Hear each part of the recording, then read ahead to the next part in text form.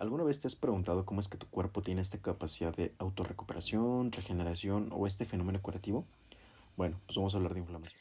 Los seres vivos estamos compuestos por diversos tejidos, entre los cuales podemos diferenciar tejidos de soporte, incluso células o sustancias químicas. Estos tejidos se ven sometidos a un proceso de constante renovación. Este proceso puede verse alterado por dos factores: los factores internos, los cuales pueden ser como una respuesta inmune o algún tipo de enfermedad, y factores externos, en los cuales encontramos nutrientes, actividad física o ejercicio, e inclusive algunas toxinas. Pero vamos a ver que por inflamación entendemos un conjunto de fenómenos químicos, celulares, incluso físicos, que se producen de forma localizada cuando ha actuado un agente lesivo en un tejido, en el que sea. Y aquí tenemos que tener en cuenta que la actividad física y el ejercicio causan daño tisular. Es muy importante diferenciar que el entrenamiento como tal es una agresión al cuerpo.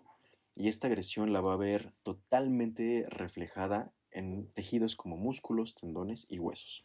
¿Y esto qué se debe? Pues vaya, principalmente a que cuando nosotros realizamos algún tipo de entrenamiento enfocado al objetivo que sea, estamos sometidos a demandas mecánicas. Estas demandas mecánicas, en función de cómo esté dosificado, qué tipo de ejercicios sean, pues vamos a obtener tal vez algún par de mecanismos derivados de esta propia actividad física, como lo cual puede ser la famosa tensión mecánica o el estrés metabólico, aunque más adelante vamos a hablar de ello. Bueno, ¿y cómo determinamos realmente cuando alguna de nuestras estructuras está pasando realmente por un proceso inflamatorio? Bastante sencillo. Desafortunadamente, de forma poco arbitraria, hay ocasiones donde determinamos que estamos pasando por un curso inflamatorio cuando realmente no lo hay. Y para poder identificar este proceso es muy fácil distinguir cinco signos, los cuales van a ser muy importantes. Hace casi 2000 años, se han caracterizado en la fase inflamatoria cuatro de ellos, los cuales van a ser calor, rubor, tumor y dolor. Pero por su parte, Virchow, tiempo después, añadió posteriormente el quinto signo, el cual es la pérdida de la función. En términos enteramente más específicos, vamos a encontrar un aumento de la llegada de sangre a la zona, denominada hiperemia, con un aumento de la temperatura y enrojecimiento de la zona de inflamación aguda. El inicio de la hiperemia al principio de la respuesta inflamatoria está controlado por mediadores químicos y neurogénicos. El edema local es el resultado del aumento de la permeabilidad y de la vasodilatación de los vasos sanguíneos locales y de la infiltración de líquido en los espacios intersticiales de la zona lesionada. El dolor viene siendo consecuencia de la presión del edema y de la irritación de las estructuras sensibles al dolor por las sustancias químicas liberadas por las células lesionadas.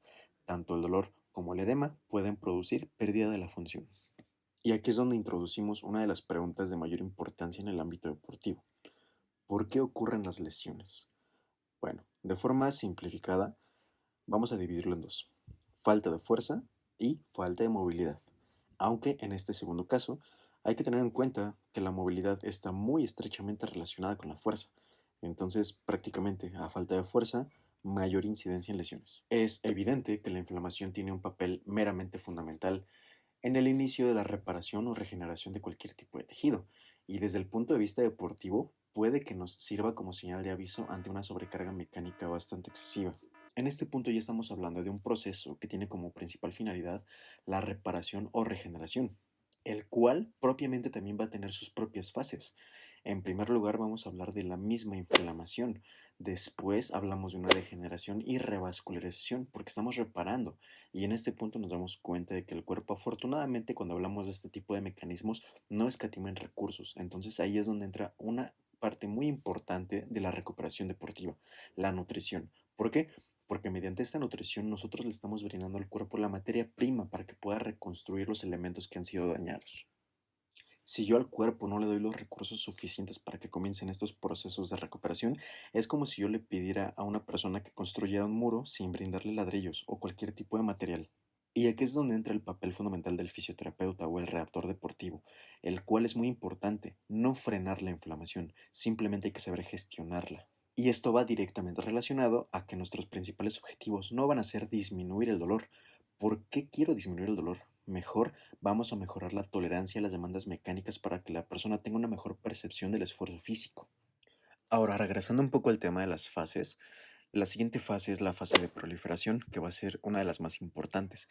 porque en esta fase aproximadamente dura unos 20 días más o menos e implica tanto a las células epiteliales como a los tejidos conjuntivos, y su objetivo principal siempre es cubrir la herida y proporcionar consistencia a la zona de lesión. Cuando el cuerpo ya ha generado suficiente producción de células proinflamatorias y hay una construcción de forma significativa, viene la última fase, la cual la vamos a llamar fase de maduración, la cual consiste en que se van a producir cambios en la forma, tamaño e incluso hasta la consistencia y el tejido cicatrical. Esta fase la vamos a considerar como la fase más larga en el proceso de curación. Puede persistir incluso hasta un año después de haberse producido una lesión. Incluso hay varios factores que van a determinar la tasa de maduración. Entre ellos, pues, los más importantes, o al menos los más significativos, van a ser la orientación de las fibras, el equilibrio entre la síntesis y la degradación del propio colágeno. Pero todavía no terminamos. ¿Qué sucede con los famosos AINES? Para empezar, ¿qué es un AINE? Bueno, estos famosos medicamentos, conocidos por su nombre técnico como antiinflamatorios no esteroideos, han tenido una gran popularidad dentro del mundo del entrenamiento, ya que se suelen autoprescribir y muchas personas los consumen para poder mejorar la condición del embaramiento o las famosas agujetas. Pero ¿qué sucede con ellos? Tenemos un respaldo científico afortunadamente bastante sólido que nos ha demostrado que su uso prolongado puede tener más allá que un efecto positivo bastantes efectos adversos. Además, los deportistas que quieran o buscan incrementar su masa muscular tienen que tener bastante cuidado con el uso de este tipo de sustancias, ya que al parecer el daño muscular y por lo tanto el dolor muscular son parte de la adaptación del músculo a las cargas del entrenamiento. Entonces, por lo tanto, si tú estás buscando hipertrofia, recuerda que la hipertrofia es un proceso totalmente dependiente de un proceso inflamatorio. Bajo este mismo supuesto, ¿qué te imaginarías que podría suceder si tú frenas el proceso inflamatorio buscando hipertrofia? Así que medicamentos como el ibuprofeno, paracetamol, diclofenaco o ketorolaco son sustancias de las cuales podemos prescindir totalmente de ellos, inclusive aunque estemos pasando por un curso de embaramiento, teniendo en cuenta que este proceso tiene una duración de aproximadamente 48 o 72 horas. Lo más inteligente que podremos hacer en estos casos es la propia gestión de las cargas, debido a que el embaramiento es algo biológicamente necesario y si no existe una condición previa en la cual nosotros tengamos que consumir este tipo de medicamentos, no tendríamos que estarlos consumiendo. Analizada desde un punto de vista deportivo, la inflamación también es una adaptación al deporte, la propia actividad física e inclusive las cargas mecánicas. Así que, en resumen, la inflamación va a ser imprescindible para la recuperación, ya sea muscular, tendinosa, ligamentaria o inclusive ósea. Así que va a ser necesario un cambio de concepto. Vamos a dejar de lado la palabra antiinflamación y comencemos a ver la palabra regulación.